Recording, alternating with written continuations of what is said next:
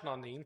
And he departed and began to publish in Decapolis how great things Jesus had done for him, and all men did marvel. Now remember, one of the things that we find interesting is that this is really considered probably the very first Gentile missionary as we think about the commission that Jesus gives him. Now, real quick, as we've gone through the Gospel of Mark so far, and as he has already performed these miracles in front of his Jewish audience, what were the instructions to the Jewish audience? Were they supposed to go out and publish what had happened?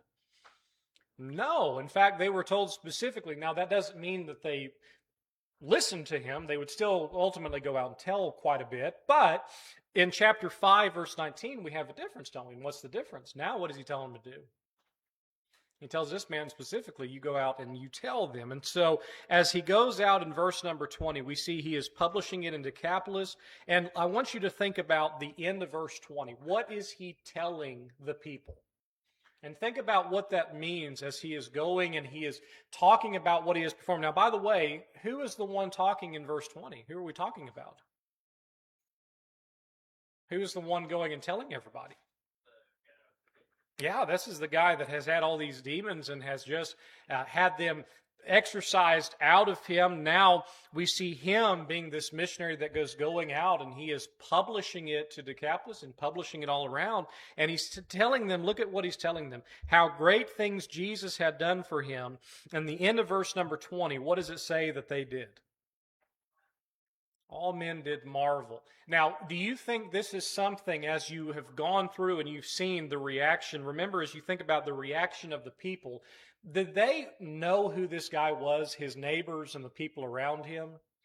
They knew who he was. They were afraid of him. We talked back up to verse number 3 at the beginning of this chapter, and he is the guy that they were tried to bind him. They had tried to kind of do something with him. Ultimately, they weren't able to. And so this is not something that was a hidden thing. This is something that was going to be published throughout the people and kind of published throughout this region as you see all these great things that he had done.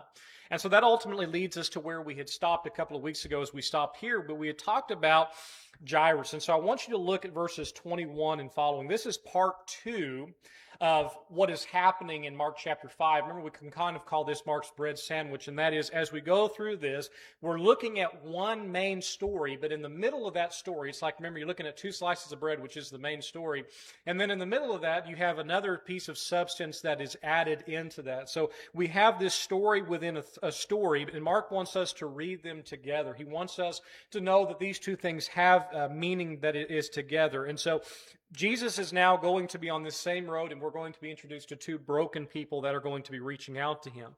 So let's look at verses 22 through 24. It says, "And behold, there cometh one of the rulers of the synagogue, Jairus by name.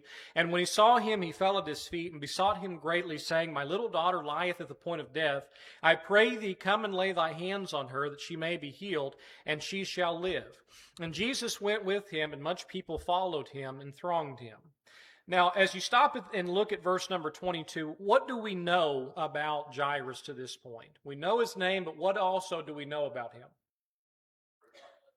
Ruler of the synagogue. Now, to this point, what has been the reaction for the majority of people that are associated with the synagogue to this point in talking about their interaction with Jesus? Is there a friendly disposition that they have towards Jesus to this point? No. Matter of fact, as we went through, and remember we talked in chapters 3 and 4, they're already, what are they trying to plot to do?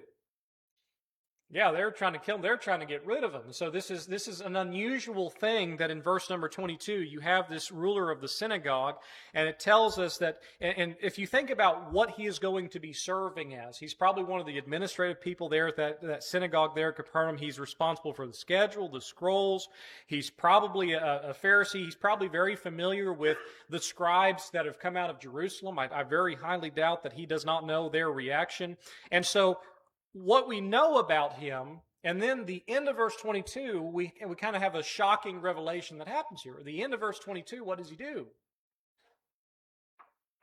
He falls down on his face in the dirt to this man that these other scribes want to be rid of. They want to be rid of Jesus, and yet he is falling down, fell at his feet. And so you think about how desperate is this man?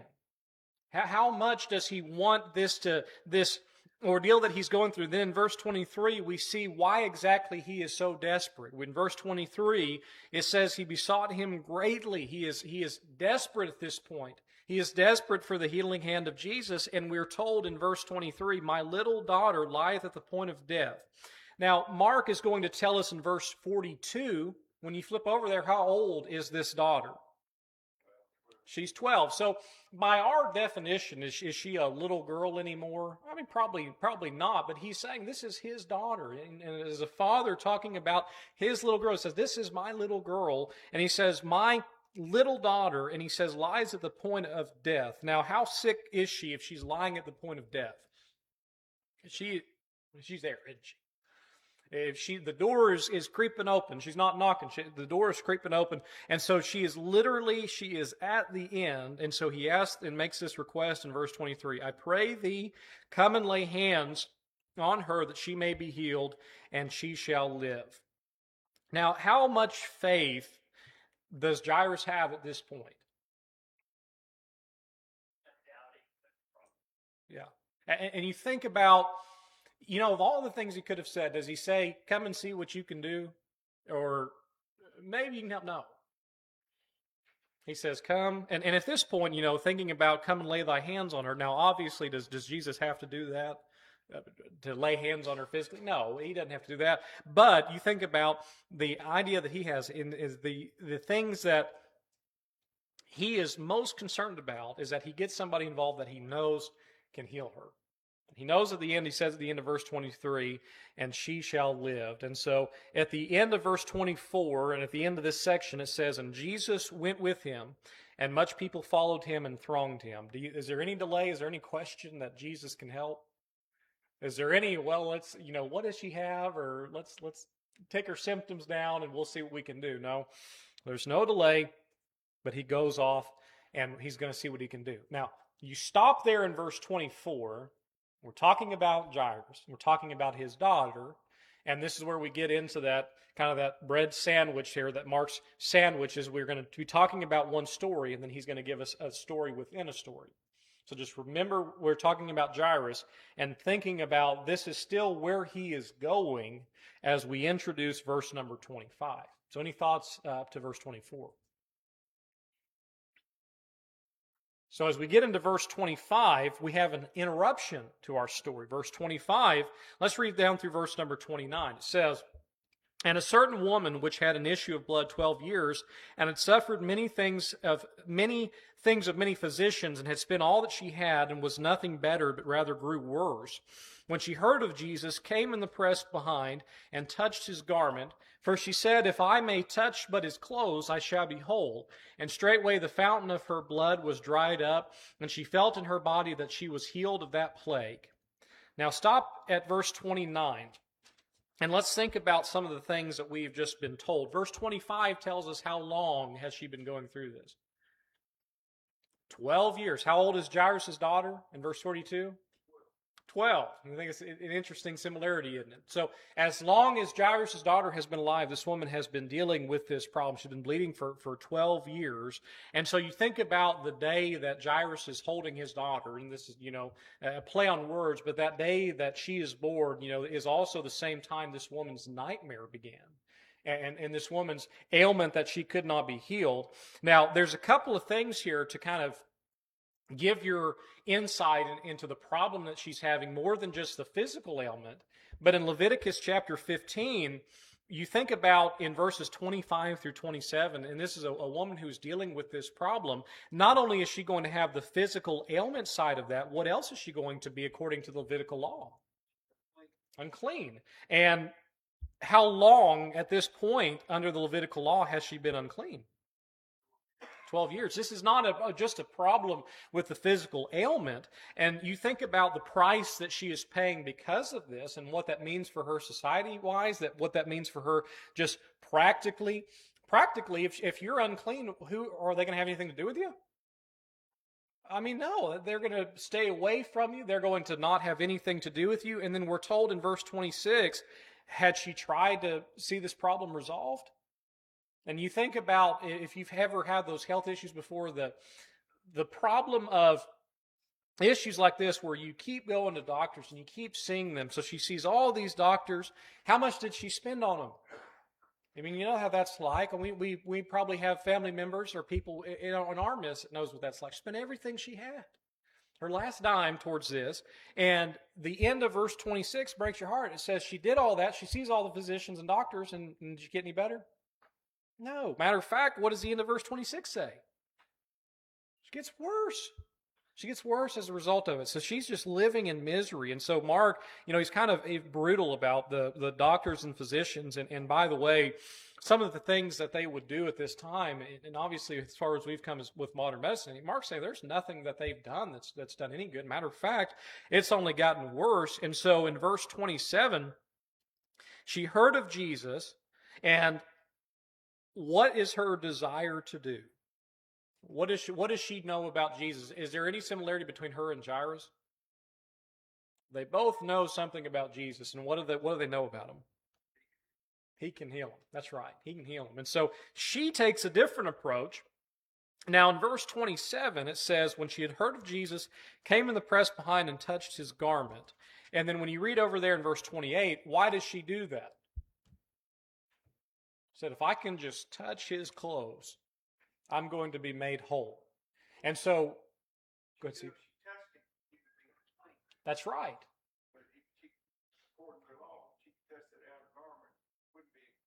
So she's doing a kind of a dance around that law, isn't she, right now? And so Steve's right. At this point, the problem with her, she's unclean. But if she touches Jesus physically, what's going to happen to Jesus according to Levitical law? Well, he's going to be unclean. And so what does she go and touch? His clothes, hem of his garment. And so as you think about why she does this in verse 28, she said, if I can just touch the hem of his garment, I will be whole. Now, you think about the faith that she is possessed to even be in the situation that she's in, to even be going up to Jesus, and you think about what it would mean to be able to even be in this crowd and have as much faith as she does to actually go up and be willing to do this. And you think about, we talk about Jairus and desperation. Do you think she's also probably that same desperation? I'd say so. And you think about 12 years of this and the problem that she's had. And by the way, in verse 29, it says, as soon as she does it, how long did it take for her to be healed? Immediately. And the King James says straightway. That's immediately. That's not an hour or two later. That's not she laid up for a little while longer. That's immediately. Why the 12 years? I think it's the only parallel there that I can see is putting us in that same story as Jairus. You wonder why, but you think about 12 years, what that would mean for her, even as a relationship with even a husband or children or anything like that. That's a long time to go through. And we know the 12 there is significant in more ways than one. But you think about the parallel that Jairus is here with his daughter raising her, and we get to this point, and he's desperate now. But she's been suffering this whole time. And you almost think back to how long people are kind of suffering, and we may not even know about it at times. And so she's had this, and it says, can you imagine what she must have felt like when it says that she felt in her body that she's healed of this plague? That you've had 12 years of uncleanness, 12 years of bleeding, 12 years of this problem, and all of a sudden, in a heartbeat, her body, the instant it happens, she knows what happens, and she's healed of it.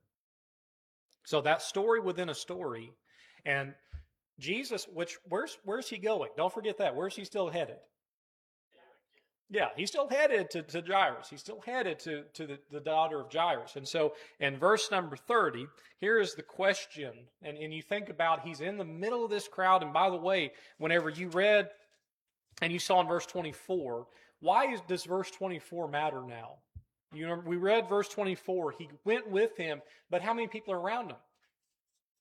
Surrounded by people listening. He's got all these people around him, and so in the middle of this crowd, the question he's going to ask is, who touched my clothes? That's his question. Who touched my clothes? Now, in the middle of this, and you think back, all these people around him, do you think people are probably brushing up against him already? Yeah, I mean, that's why verse 24, they're thronged around. That means he is surrounded by people. He's probably just covered up with people, and he's going through all of this, and So the question of who touched my clothes, it may be kind of confusing. You think about what exactly is he talking about. Let's read verse number 30 down through verse 34. And Jesus, immediately knowing in himself that virtue had gone out of him, turned him about in the press and said, Who touched my clothes? And his disciples said unto him, Thou seest the multitude thronging thee, and sayest thou, Who touched me? And he looked around about to see her that had done this thing. But the woman, fearing and trembling, knowing what was done in her, came and fell down before him and told him all the truth. And he said unto her, Daughter, thy faith hath made thee whole. Go in peace and be whole of thy plague. Through the end of verse 34. So we see something in verse 30. How does Jesus know that somebody had touched him and this happened? What does it say he felt? Power left him. It says that virtue had left him. Now, do you think that he was weakened by this? No, just the fact that he knows something has happened, right? He knows something has happened. And in verse number 30, at the end of it, we have that question of who touched my clothes? Once again, is he asking this question because he doesn't know? Does he know who touched his clothes? Yes. The same question, how often do we see God ask a question not for his benefit, but for our benefit? Whenever you see the scene of the Garden of Eden, and he asked Adam and Eve, and he asked them where they're at, does he not know where they're at?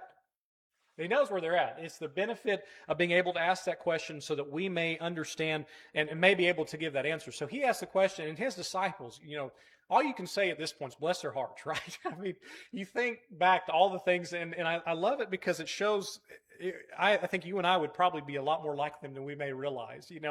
So in verse 31, what do they say? They say, what are you talking about? I mean, you're in a crowd. Like, yeah, people are going to be touching you whenever you talk about who touched me, but there's a deeper question before that, isn't there? There's a deeper question going on.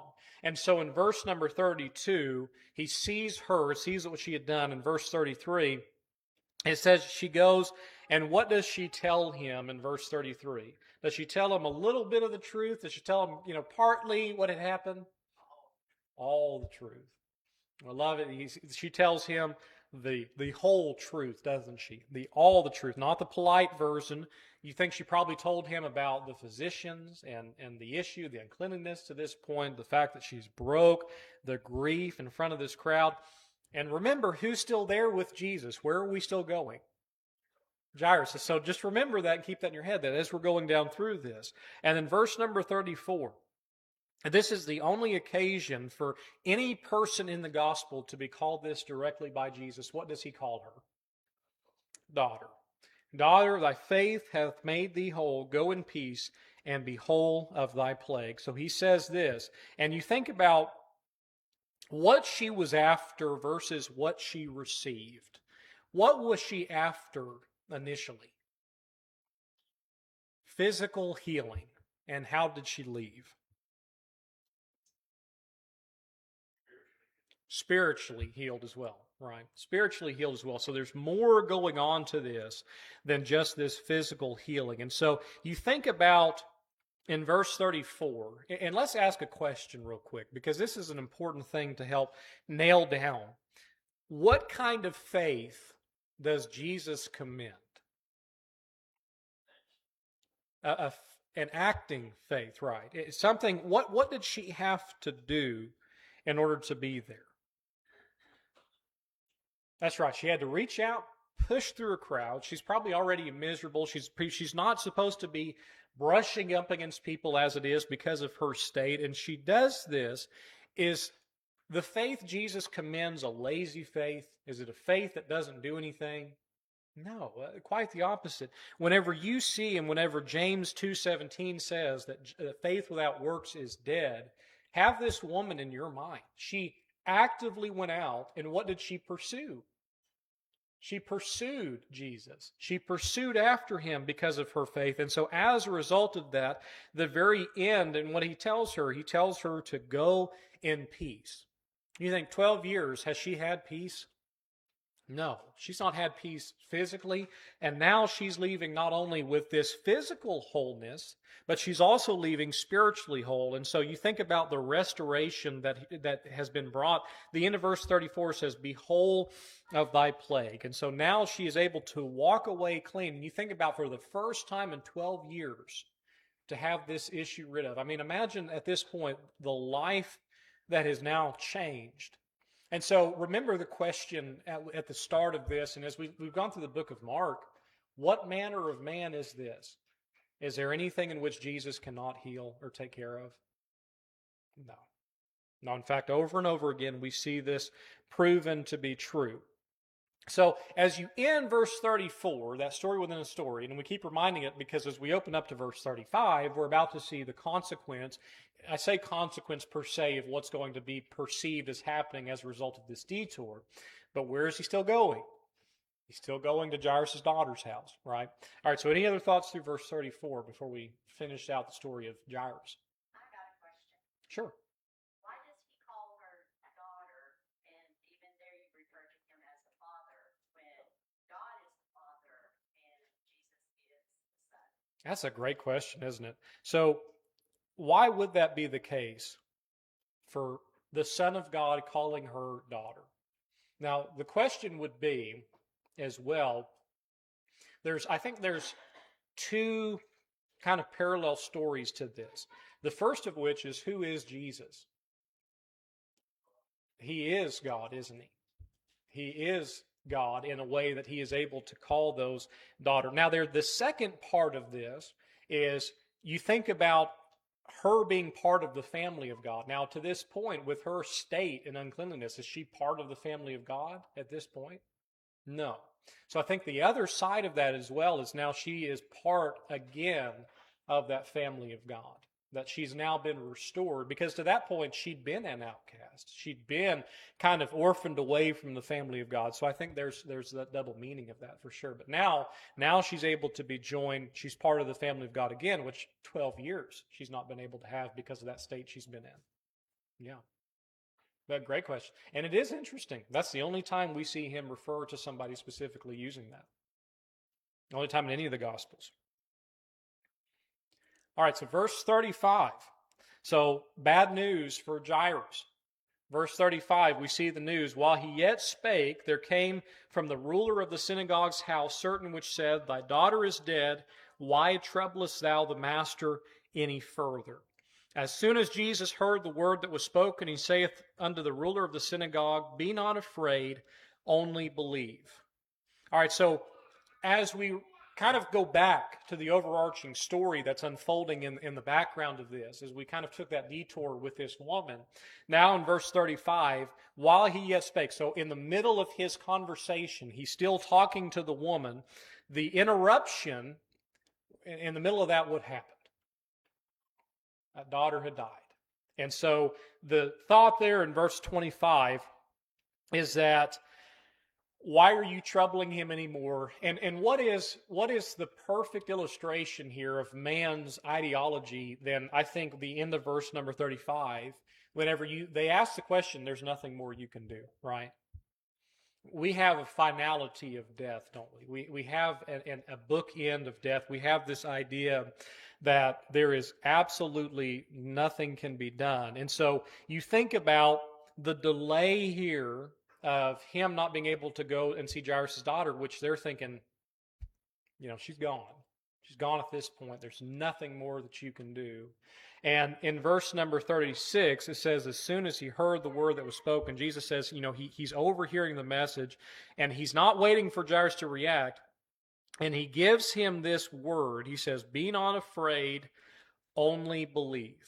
There's two commands there, which to a father that just lost his 12-year-old daughter, that had sought out Jesus to be able to go and heal this girl of his. In verse 36, those are two very difficult things to try to fathom in that moment for the human mind, isn't it? The first of which is what is he supposed to do? Be not afraid. You are a father at this point, and you think about this news that you've given. The first reaction you're going to have is what? I mean, overwhelming devastation and fear of what is happening. And then the second command that he has given him is what? Believe. Go ahead. Well, I was just going to say, can you imagine being charged? Just, Yeah. Here, we're going down to save my daughter. I got enough faith she can be saved. Right. And then they come and say she's dead. She's dead. And isn't it interesting that he says only believe? And I think as you think about what he's saying there, you came to me originally because you knew I could heal her. Continue to have that faith. Continue to have that trust. And so at the end of verse number 36, whenever you see that, where does he still continue to walk through as we read between the lines of what's happening here in verse number 37? He's still going to Jairus' house, isn't he? And so whenever you think of what can be done, and now let's go ahead and read verses 37 through 43. It says, "And he suffered no man to follow him, save Peter and James and John, the brother of James. And he cometh to the house of the ruler of the synagogue, and seeth the tumult, and them that wept and wailed greatly. And when he was come in, he saith unto them, Why make ye this ado and weep? The damsel is not dead, but sleepeth. And they laughed him to scorn. But when he had put them all out, he taketh the father and the mother of the damsel, and them that were with him, and entereth in where the damsel was lying. And he took the damsel by the hand, and said unto her, Talitha cumi, which is, being interpreted, Damsel, I say unto thee, arise. And straightway the damsel arose and walked, for she was of the age of 12 years, and they were astonished with a great astonishment. And he charged them straitly that no man should know it, and commanded that something should be given her to eat, through verse number 43. So a lot happens between the last thing we read in verse number 36 and opening up to the end of this chapter. So in verse 37, who is allowed to go in and see this take place? Peter, James, and John. Now, Peter, James, and John kind of get to be known as the inner circle. They see things that the other apostles do not see, don't they? Whenever Jesus is transfigured, who is there with him? Peter, James, and John. Whenever Jesus is at the Garden of Gethsemane, who's closest to him there? Peter, James, and John. So you see this incident unfold. The first time that we see Jesus exercise his authority over death is in this room, and who gets to see it? Peter, James, and John. And so as they're getting this and watching it happen, and Mark is telling us, reminding us who these witnesses were, and verse number 38, he gets to the house, and what is the situation around the house? Mourning. It's wailing. There's mourning. This is the way they would do it. The funeral procession is already underway, isn't it? This is not something. It's not like they're waiting. The funeral is already underway. It's already basically happening at this mourning state. And then Jesus in verse number 39 interrupts this, and he gives them something there that they don't know what to do with. He says, why are you making all this fuss? Why are you already doing this? She's not dead. What is she? She's asleep. How do they react? Laughed him to scorn, it says there. Laughed him. Now, if I were to say, you laugh somebody to scorn, is that I'm laughing with you type of laugh? Now, I'm laughing at you at the reality. Like, what are you talking about? That is the most ridiculous thing that I have ever heard. The way you see that word scorn there, they are mocking him, they're deriding him. That's what it's talking about. And so as you think about the reaction to him, you see how fast they switch. And then in verse number 40, how many of them stay around and does he keep in there with them?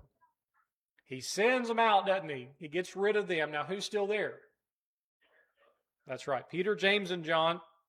He taketh the father and the mother of the damsel, them that were with him. So we have Peter, James, and John, the mom and the dad. And then you have the damsel there at this point who's dead.